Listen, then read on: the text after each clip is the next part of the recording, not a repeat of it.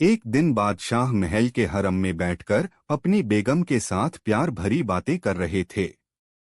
तभी एक कनीज ने आकर बादशाह अकबर को झुककर सलाम किया और अदब के साथ कहा, जहांपनाह, आपके साले साहब तशरीफ लाए हुए हैं। बादशाह ने कनीज से कहा, उन्हें अदब के साथ यहीं भेज दो। फिर बेगम की तरफ मुखातिब होकर बोले, बेगम, तुमने जुमला सुना है, सारी खुदाई एक तरफ, जोरू का भाई एक तरफ। बेगम इस जुमले का दूसरा पक्ष बताते हुए बोली, जहांपनाह, आप भूल रहे हैं, आपने दूसरी पंक्ति गलत बोली है। बादशाह ने कहा, अच्छा तो तुम अब सही बता दो। सारी खुदाई एक तरफ और दूल्हे का भाई एक तरफ, बेगम ने जुमले को बदलते हुए कहा। बेगम की बात सुनकर बादशाह हंसने लगे। इतने में ही उनका साला अंदर आ गया और उन्हें सलाम करके एक तरफ खड़ा हो गया। बादशाह ने कहा, साले साहब तशरीफ रखिए। साले साहब सामने की कोच पर बैठ गए। बादशाह ने पूछा, कहिए, आने की कैसे तकलीफ की? क्या बेगम को अपने घर ले जाने आए हैं? 10 अयूई सूरमा। आलो झा, मैं अपनी बहन को लेने नहीं, एक विनती लेकर आया हूं। बादशाह ने कहा, फरमाइए, पूरी तरह से आपकी विनती को सुना जाएगा। यह सुनकर साले साहब ने अंदर ही अंदर खुश होकर कहा, एक बार आपने कहा था कि अगर बोरबल जैसी काबिलियत का कोई मुसलमान हो तो हम बीरबल की जगह उसे दे सकते हैं। बादशाह ने कहा, बेशक, हम आज भी यही कहते हैं। साले साहब ने गर्व भरे अंदाज में कहा, जहांपनाह, मेरी परीक्षा ले लीजिए। अगर मैं खरा उतरूं तो मुझे बीरबल के पद पर चुन लीजिए। बादशाह अपने साले की बात सुनकर थोड़ा हंसे, फिर बेगम की तरफ देखते हुए बोले, साले साहब, अगर आप परीक्षा में खरे उतरे तो हम यह विश्वास दिलाते हैं कि आपको दीवान का पद दे देंगे। उसी समय बादशाह ने कुछ विचार करते हुए अपनी कनीज को कोयले की डली लाने का हुक्म दिया।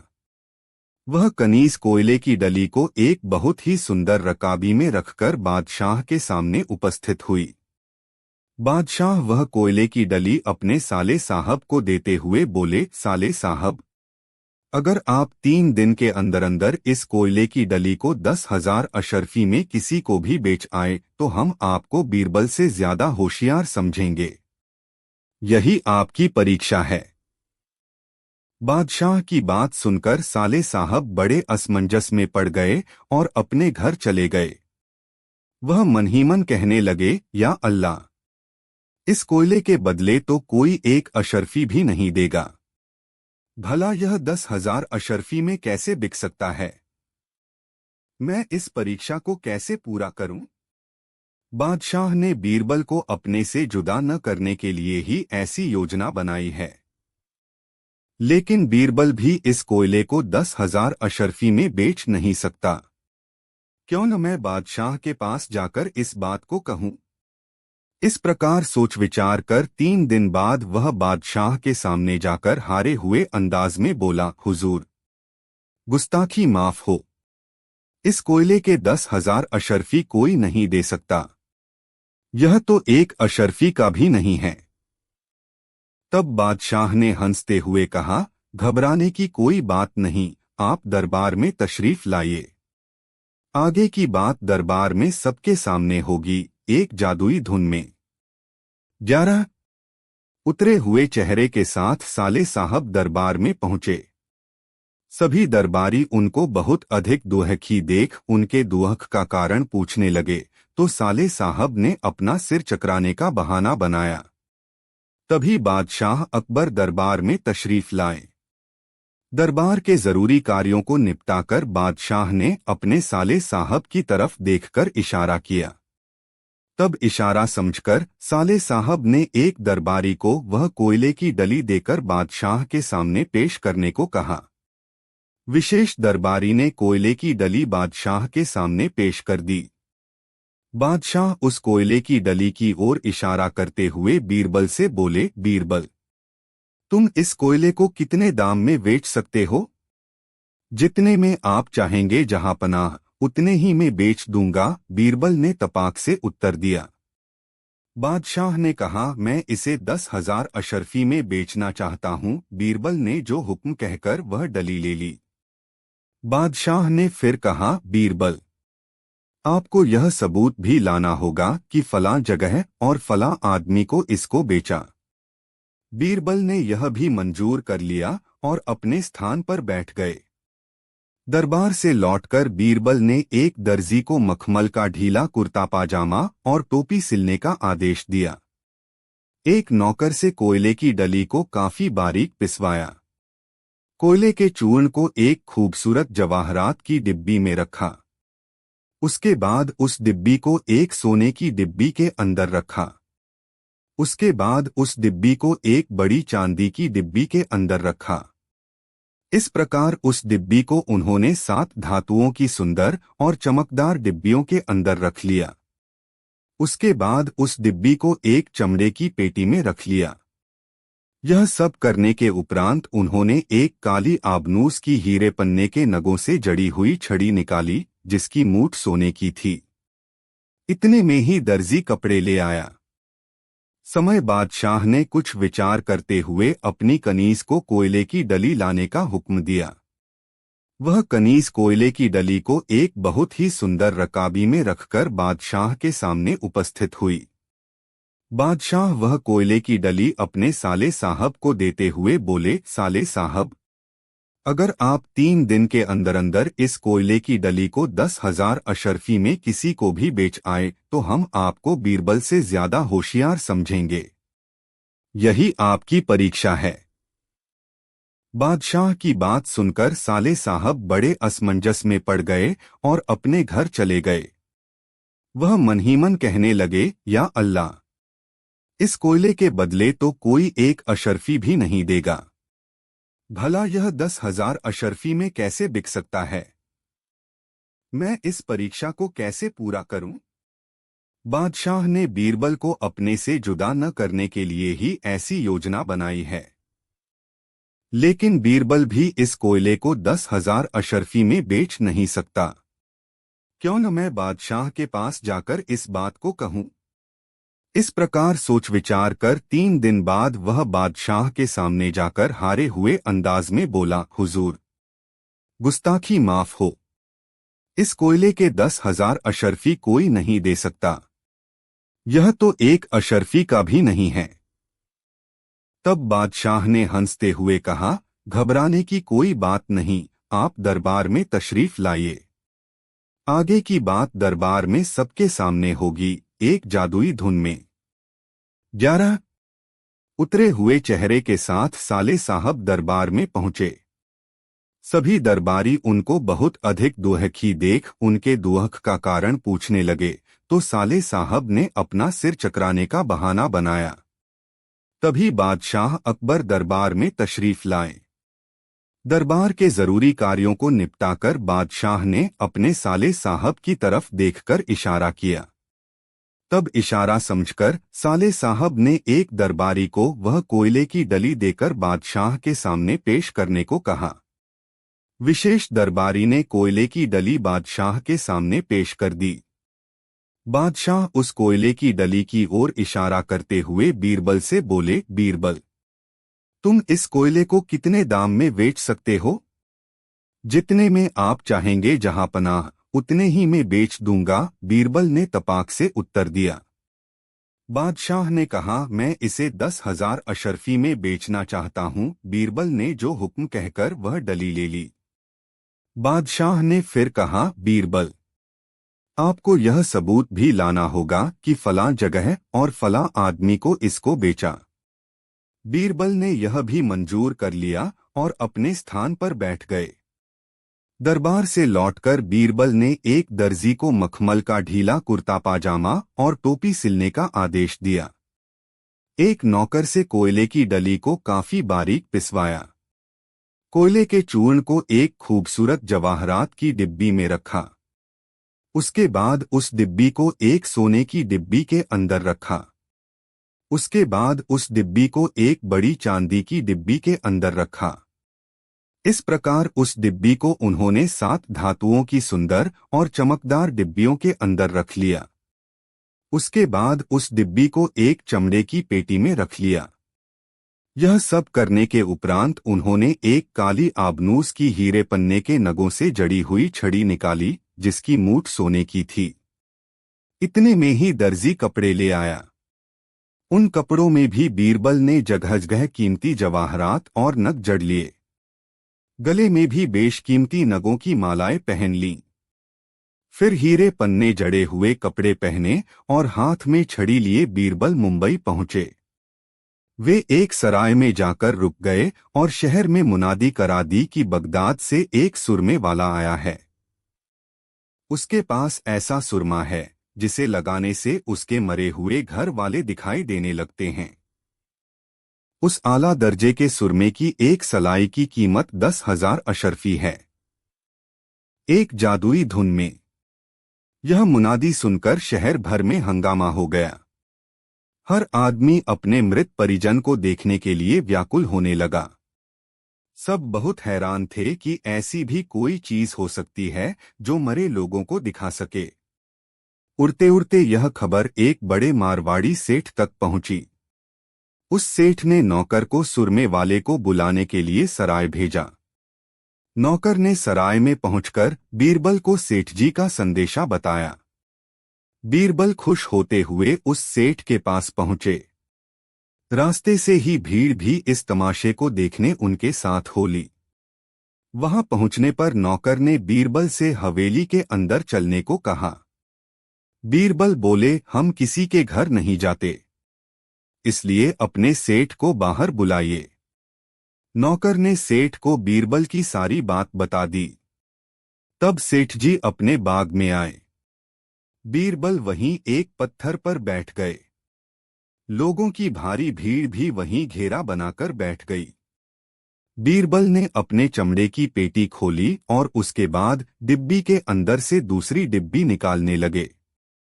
इस प्रकार अंत में 7वीं जवाहरात की डिब्बी निकाली। सेठ जी तथा सब लोग बीरबल के कीमती लिबास, मालाएं तथा नग देखकर पहले से ही प्रभावित हो गए थे। चांदी तथा सोने की डिब्बी देखकर तो वे और भी चकित हुए। तब बीरबल ने सेठ जी से कहा, 10,000 अशरफी लाइए और देखिए अपने मरे हुए पूर्वों को। सेठ जी ने 10,000 अशरफी मंगवाकर बीरबल को दे दर दी, जिन्हें बीरबल ने संभाल कर एक पोटली में रख दिया। फिर एक सीपी की बनी सलाई निकाली और सुरमे से लपेटकर सेठ की आंखों के पास लाकर बोले, सेठ जी, इस सुरमे की तारीफ यह भी है कि इससे उसी आदमी को अपने बुजुर्ग दिखाई देते हैं जो अपने माँ बाप से पैदा हो, दोगले को नहीं। यह कहकर बीरबल ने सेठ की आंखों में सलाई का सुरमा लगा दिया और बोले, कहिए सेठ जी, आपको आपके बुजुर्ग दिखाई दे रहे हैं या नहीं? सेठ जी को कुछ भी नहीं दिखाई दे रहा था। अब वे सुरमे वाले की अशरफी ठगने की चाल समझ गए थे, लेकिन अब वह कर भी क्या सकते थे। उन्होंने सोचा, अगर नहीं कहता हूं तो इतनी बड़ी भीड़ और नौकर चाकरों के सामने दोगला साबित हो जाऊंगा। तब वह नाटक करते हुए बोले, हाँ, मुझे सब दिखाई दे रहे हैं। बीरबल ने कहा, अच्छा तो आप अपना पूरा पता लिखकर मुझे अपने हाथ की सनद दीजिए, जिसमें लिखा हो कि मैंने 10,000 अशरफी देकर इस सुरमे को लगाया और मुझे अपने बुजुर्ग दिखाई देने लगे, एक जादुई धुन में। 1:05। सेठ ने मजबूरी में सनद लिख दी। बीरबल लौटकर बादशाह के पास आए। बादशाह ने पहले तो उन्हें पहचाना ही नहीं। फिर कुछ देर बाद जब बीरबल अपने असली वेश में आए तो महाराज हंसने लगे। बीरबल ने बादशाह को शुरू से आखिर तक सारी कहानी बता दी, जिसे सुनकर सारा दरबार खिलखिला उठा। तब बादशाह ने अपने साले से कहा, कहिए साले साहब। बीरबल ने नामुमकिन को भी मुमकिन कर दिखाया। अब फैसला तुम्हारे हाथ में है कि तुम अधिक बुद्धिमान हो या बीरबल। यह सुनकर साले साहब का सिर झुक गया। बहरूपिये ने अचानक बीरबल पर आक्रमण किया। इससे दरबार में हलचल मच गई और बीरबल के मर जाने की आशंका से सब चिल्लाने लगे। बादशाह यह देखकर घबरा गए।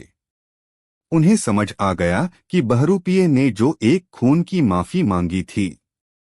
एक दिन बीरबल और दिल्ली के एक काजी में धर्म को लेकर वाद विवाद हो गया। बीरबल ने अपने बुद्धिबल से उन्हें बुरी तरह परास्त कर दिया।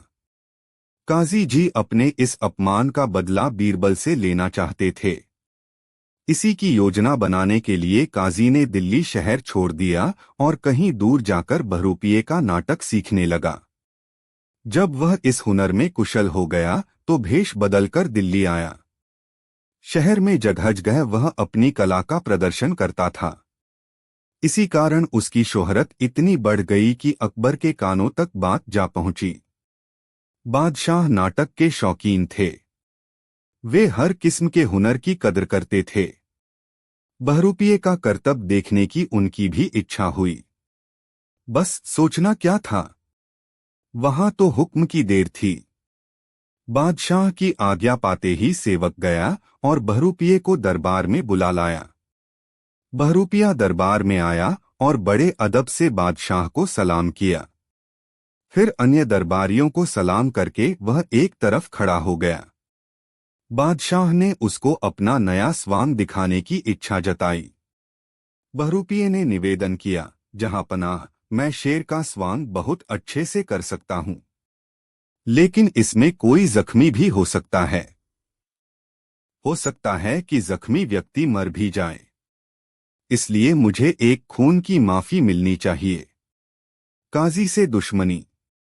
15। बादशाह ने बिना सोचे विचारे कि इसका परिणाम क्या हो सकता है मंजूरी दे दी। बहरूपिये ने दूसरे दिन स्वांग दिखाने का वादा किया और साथ ही साथ यह भी प्रार्थना की कि प्रदर्शन के समय बीरबल भी वहां उपस्थित।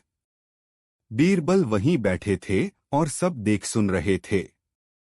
बहरूपिये की बातों से उन्हें कुछ शक हो गया, क्योंकि पहले तो उसने एक खून की माफी के लिए बादशाह से वचन लिया, फिर उसने उनका उपस्थित रहना आवश्यक बताया। आखिर इसका क्या कारण हो सकता है? इसी उधेड़बुन में उनके मन में कई आशंकाएं उत्पन्न हुई। बीरबल साहसी और बहादुर थे। कठिन से कठिन अवसरों का मुकाबला करने में उनका जीवन व्यतीत हुआ था। वह अपनी बुद्धि से काम लेते थे। दूसरे दिन उन्होंने सावधानी बरतने के साथ साथ दरबार में जाने से पहले शरीर पर कवच आदि धारण कर लिया। ऊपर से कपड़े पहन लिए। दरबार में बहरूपिया शेर का स्वांग बनाकर उछलता कूदता और लोगों को डराता अपनी कला का प्रदर्शन करने लगा। बादशाह तथा सभी दरबारी यह देखकर अत्यंत प्रसन्न हुए और आश्चर्य में पड़ गए। थोड़ी देर तक इसी तरह उछल कूद करते करते बहरूपिया शेर बीरबल के ऊपर अचानक से झपटा और बीरबल को मारने की कोशिश करने लगा। लेकिन शेर के इस आक्रमण से बचते हुए बीरबल ने आस्तीन में छिपे हुए अस्त्र से उस पर ऐसा प्रहार किया कि उसका सिर चकरा गया। वह बड़ी जोर से पछाड़ खाकर जमीन पर गिर पड़ा, फिर शीघ्र ही दोबारा संभलकर बैठ गया। बहरूपिये ने अचानक बीरबल पर आक्रमण किया। इससे दरबार में हलचल मच गई और बीरबल के मर जाने की आशंका से सब चिल्लाने लगे। बादशाह भी यह देखकर घबरा गए। उन्हें समझ आ गया कि बहरूपिये ने जो एक खून की माफी मांगी थी और प्रदर्शन के समय बीरबल को उपस्थित रहने को कहा था, उसमें अवश्य कोई गहरा राज है। अवश्य ही बीरबल की जान लेने के लिए ऐसी बात कही गई थी। बादशाह ने बीरबल को दरबार में उपस्थित होने के लिए खुद ही हुक्म दिया था, इसलिए वे अधिक चिंतित थे। यदि दरबार में बीरबल की हत्या हो गई होती तो सारे जीवन के लिए वे कलंकित हो जाते और बीरबल के परिवार से नजरें न मिला पाते। 36। काजी से दुश्मनी। बहरूपिये के आक्रमण से जब बीरबल का कुछ न बिगड़ा तो बादशाह और दरबारी अत्यंत प्रसन्न हुए। बनावटी शेर के नुकीले पंजे लगने से उनके कपड़े तो जरूर फट गए थे, लेकिन अंदर मजबूत कवच पहने होने के कारण उनके शरीर को कहीं चोट नहीं लग पाई थी। बादशाह ने बीरबल से पूछा, क्या तुम्हें इस आक्रमण के होने की खबर पहले से थी? बीरबल ने जवाब दिया, जी हाँ जहांपनाह। जब बहरूपिये ने एक खून की माफी का आपसे वचन लिया और मेरा उपस्थित रहना भी उसने आवश्यक बताया तो मैं उसी समय ताड़ गया कि दाल में अवश्य ही कुछ काला है। हो सकता है कि यह बहरूपिया मेरे खिलाफ कोई साजिश रच रहा है। यह सोचकर ही मैंने अपने बचाव के लिए सावधानी बरती। बादशाह बोले, बीरबल, आज तुम्हारी जान जोखिम में देख में भी घबरा गया था। अब जब तुम्हारी जान बच गई तो मैं बहुत खुश हूं। इतनी प्रसन्नता तो मुझे अपने सिंहासन पर बैठने के समय भी नहीं हुई थी। मेरा विचार यह है कि यह दगाबाज बहरूपिया, जो करतब के बहाने तुम्हारी जान लेना चाहता है, किसी भी समय अवसर पाकर तुम पर आक्रमण कर सकता है। इसलिए मैं चाहता हूं कि इसको अभी सूली पर चढ़वाकर मरवा दूं, लेकिन ऐसा करने से लोगों को यह पता नहीं लगेगा कि इसका अपराध क्या है। क्या कोई दिन बादशाह ने बीरबल से कहा, बीरबल, तुम्हारी पवित्र पुस्तक में कहीं लिखा है बहरूपिया मर भी जाए और प्रजा समझे कि खुद ही मरा है, अकेले ही दौड़ पड़े। जहांपनाह, उन्होंने अपने बड़ी बात को भी अपने साथ नहीं लिया। अभी इसका इंतजाम कर देते हैं। बीरबल ने सहज भाव से नौकर नहीं थे। बादशाह बीरबल ने कहा, कैसे महाराज, मैं बस देखते जाइए। इतना कहकर उन्होंने बहरूपिये को संबोधित करते हुए कहा, तुम्हारी कला तो बहुत अच्छी है। बादशाह के पोते को जहांपनाह तुम्हारी कला से बहुत खुश हैं। बीरबल ने उसे बादशाह के पोते की मोम से बनी एक मूर्ति दी। के साथ बैठकर उसने नौकर से कहा, कल तुमको सती का स्वांग करना होगा, सैर के लिए ले जाओ। यदि तुमने अच्छा करके दिखाया तो तुम्हें बहुत सा इनाम दिया जाएगा। बगीचे में टैंक के पास बादशाह ने पूछा, इसने अभी जो स्वांग दिखाया लेकिन है, तुम इस तरह गिरना इनाम दिया जाना चाहिए में काजी दिया जाता है। 17 आपका सफल प्रदर्शन आपको एक अच्छा इनाम दिलाएगा। इसके लिए इसे नौकर ने वैसा ही लेने के लिए ही ऐसा किया है करने को कहा था। वह यह भी जानता था कि सती के स्वांग में जान का खतरा है। उसका पैर फिसल गया। यदि उसने ऐसा किया तो मर सकता है, लेकिन यदि वह बादशाह ने अपनी बालकनी से यह सब होते देखा, लाचार होकर उसने दूसरे दिन सती का स्वांग दिखाने का वायदा कर दिया। कूद गया। इधर बीरबल ने उन्हें अपने तैयार की मूर्ति पानी में लगी और कोयला जला दिया का एहसास हुआ। तत्काल उपचार के लिए चिकित्सकों का भी इंतजाम कर दिया। उसने कहा, महाराज, दिन निश्चित समय पर को बचाने के लिए स्वयं तालाब पर क्यों पहुँचे? बीरबल के ऊपर आक्रमण करने वाले बहरूपिये की बादशाह ने नौकरों को अपने साथ क्यों नहीं लाए? सारी तैयारियां हो चुकी थी। आगे कहा, महाराज, सभी मन ही मन बहुत खुश थे कि आज एक दगाबाज बहरूपिये को अपनी करनी का फल मिलेगा। 18 यही कारण है कि काजी से दुश्मनी हाथी की चीख सुनकर बहरूपिया सती का भेष बनाकर उपस्थित हुआ। उसकी वेशभूषा सचमुच बड़ी मनभावन थी। एक बार बीरबल बीमार पड़ गए की स्वाभाविकता तक दरबार में उपस्थित नहीं हुए। यही उसकी सबसे बड़ी चिंतित हो गए और उन्होंने बीरबल से मिली वह घबराने लगा। उसके मन में तरह के विचार होते खा रहे थे। बादशाह को देखकर तो बीरबल सोचा कि वह सारी सच्चाई बता दे। बुखार के कारण बीरबल बहुत कमजोर हो गए थे। उसे मृत्युदंड भी मिल सकता था। बादशाह जानना चाहते थे कि क्या बीरबल की बीमारी से उनकी मानसिक क्षमताओं पर असर पड़ा है। किसी तरह वह कुछ पल उसमें रहा, लेकिन जब बीरबल पानी पीने के लिए दूसरे कमरे में गए तो बादशाह जब बीरबल ने उसकी यह दुर्दशा पायों के नीचे कागज के जाल टुकड़े से भर गया। जब बीरबल वापस को मारना चाहता पर लेटे, फिर भी उन्होंने देखा कि कमरे में कुछ बदलाव हुआ है। तुरंत उन्होंने उसने यह जानने के लिए चारों ओर देखा कि यह क्या है। चारों बीच बीरबल शाह जानबूझकर उससे बातचीत करते रहे, लेकिन बीरबल को ध्यान देना मुश्किल हो रहा था। बीरबल की उदारता बादशाह ने बीरबल से उसके भटके हुए ध्यान का कारण पूछा। वह बीरबल ने उत्तर पछताने लगा। मुझे एहसास हुआ बीरबल ने बहरूपिये का इलाज करवाया। जब बदलाव बिल्कुल स्वस्थ हो गया आश्चर्य से तो पूछा, एक दिन भरे दरबार में ऐसा प्रतीत होता है मानो बिस्तर अपना परिचय देते हुए उसने कहा गया मैं वही काजी हूँ ऊपर जो बीरबल से वाद विवाद में हार गया। बादशाह समझ गए कि बीरबल की बीमारी का उनके मस्तिष्क पर कोई प्रभाव नहीं पड़ा है। मैंने इनकी हत्या करने की कोशिश फिर भी ऐसा अभिनय करते हुए मुझे अब उनकी बुद्धिमत्ता तथा उदारता का ज्ञान हो गया है। सम्राट ने कहा अक्सर बीमारी के दौरान व्यक्ति को ऐसा महसूस होता है। वह बहरूपिया बीरबल ने कहा महाराज और उनसे माफी मांगने लगा कि मैं शारीरिक रूप से बीरबल ने गदगद होकर उसे अपने गले से लगा लिया। सम्राट मुस्कुराया यह और उसे बताया कि उसने क्या किया है। इस तरह बीरबल और काजी का मनमुटाव बिल्कुल दूर हो गया। एक दिन बादशाह और बीरबल के हुए युक्ति से अत्यंत प्रसन्न हुए क्योंकि उन्होंने अपने बादशाह की नजर उदारता से पड़ी जो लिया था। काली और सूखी नगर में रामदास नाम का एक व्यक्ति रहता था। बादशाह ने बीरबल को चिढ़ाने एक व्यापारी मित्र मोतीचंद था। उन्होंने कहा देखो उन दोनों में काफी गहरी मित्रता थी। काली को खा रहा है। एक दिन मोतीचंद को पूरे परिवार समझ गया कि बादशाह का मतलब क्या है जाना पड़ा।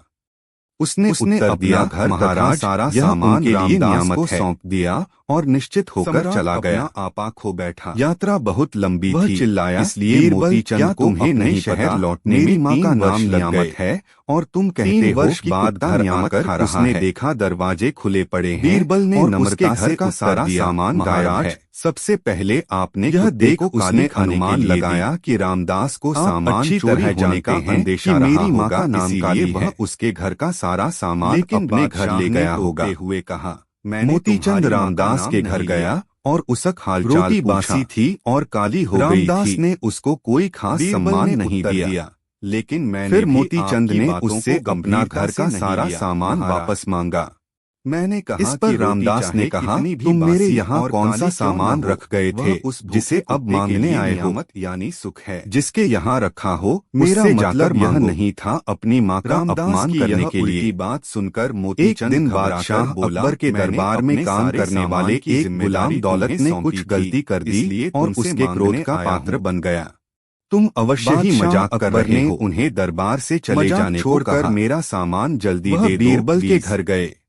चाल की बीरबल ने उसकी बात सुनी और सुझाव चिल्लाकर कहा एक बार झूठ तुम दरबार में जाओ और बादशाह से नहीं दिया था दौलत आया है चुपचाप उसे यहाँ से चले या चला जाना चाहिए। धक्के देकर बाहर निकाल दिया उसे वापस देखकर आश्चर्यचकित रह गया।